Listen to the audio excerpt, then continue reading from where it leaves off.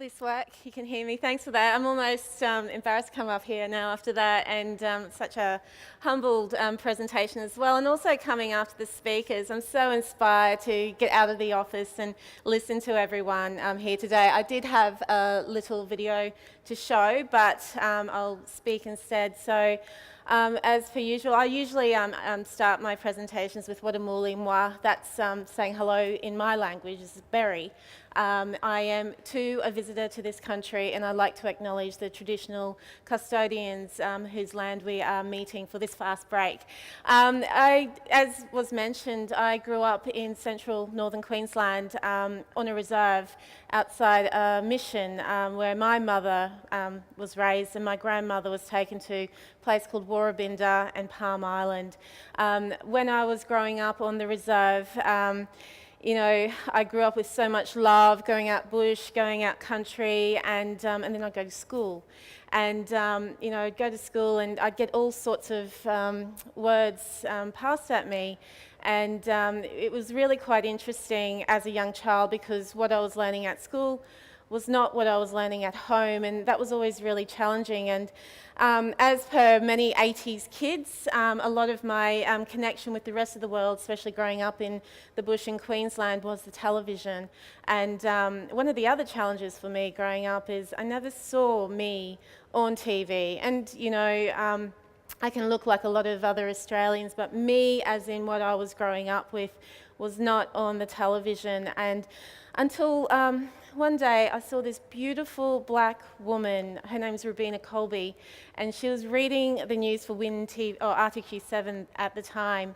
And when I saw her reading it, and it sort of a penny dropped with me, you know, it was something I thought maybe that's what I could do. I could leave my community, a tiny little security blanket in the world I was growing up in, and possibly become a journalist. So this shy little girl that I was, I didn't speak until I was about 3, 4, 5. I'm deaf in one ear and partial in the other, so I was quite a shy kid, but I had my aspirations in front of me by TV. Once again, you know, that 80s influence was really much playing on me. So when I saw her and I set my sight on, I finished high school, I went to university, was the first one from my generation getting to uni, and got my degree. I knocked on the door at ABC and I didn't get a job straight away.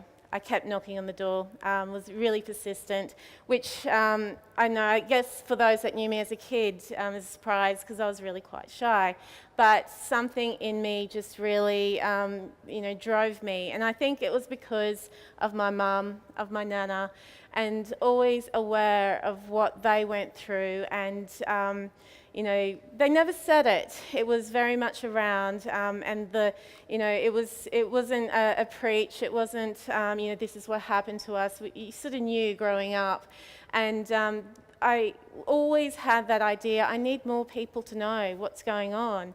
I wasn't thinking it as some sort of endeavour, or I was going to be a leader or anything like that. I just thought, well, more people need to know what's, you know, about their country. They need to know about this beautiful culture that they are a part of. And you know, there's also the me in me. I'm a journalist by trade, and I wanted to become a foreign correspondent. I wanted to travel the world. I craved information, and I craved for people to know the truth. And that got me on an amazing journey. I travelled the country, I got to go overseas and work, and I got to make documentaries primarily on deaths in custody. I kept on going back to my community. As much as I loved the world and kept telling the stories of all sorts of issues around the world, I was attracted coming back to the issues that really affected me. You know, it was great, Arthur, seeing little Noah on the screen. I've got a little Noah as well, and I was thinking, what is the world my little Noah is going to be raising into? So I kept pursuing it, and one day I got a knock on the door.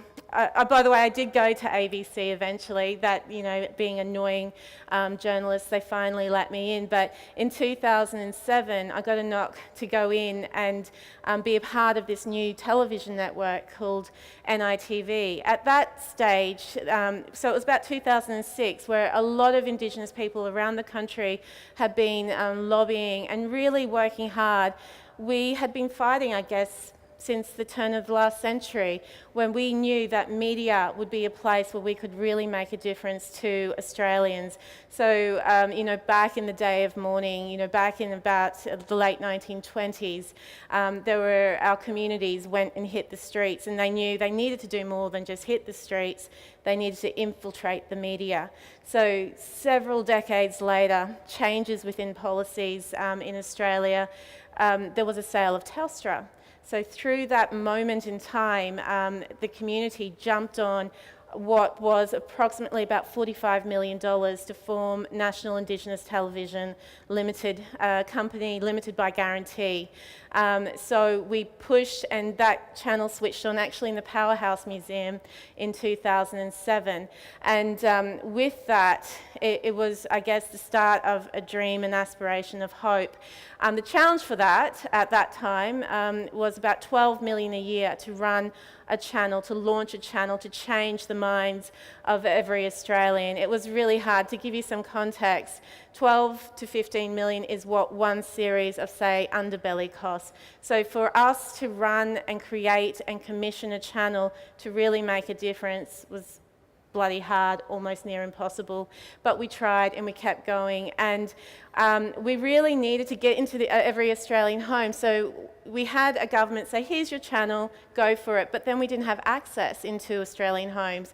ABC existed, SBS existed, but NITV could not get free-to-air access, so we worked hard to try and get free-to-air access. So come 2011, a decision was made to, in order for you to get free-to-air access NITV, you're going to be launching through SBS. So I'm proudly here as the channel manager. I was given the job to lead the channel, to launch it to every Australian, and I was proud to do that. I had a deadline as well. We just had to walk in the door come new financial year, July 1, and launch the channel by the end of the year. So we picked the auspicious date of 12th of the 12th at 12 p.m. We went to Uluru, the Mutijula community, launched NITV to every Australian. So we're really proud to be available, sort of. We're digital channel 34, so we need people to switch on. So, this channel of ours is still only running on about 12 to 15 million. We have huge aspirations still. Getting free-to-air access, we're a business model, so we look for advertising. We try to get the information out to, partner with NITV, be a real player with, I guess, television, other sort of media forms. So, had we launched, say, 20, 30 years ago, who knows what Australia would be like today. I'm proud of the fact that we have a daily live news service. So every single day we we hold the mirror up to Australia and we tell the story from our perspective, especially through our news and current affairs service. We also have, our drama. We also have comedy, and we can show the fact that our community is a very diverse community. We know how to laugh. We know how to cry. We know how to connect with other people, and you can do that through NITV. So I'm hoping I could possibly, I don't know, show a little bit, but if not, no, Claire? No, we could show the 30 seconds, or...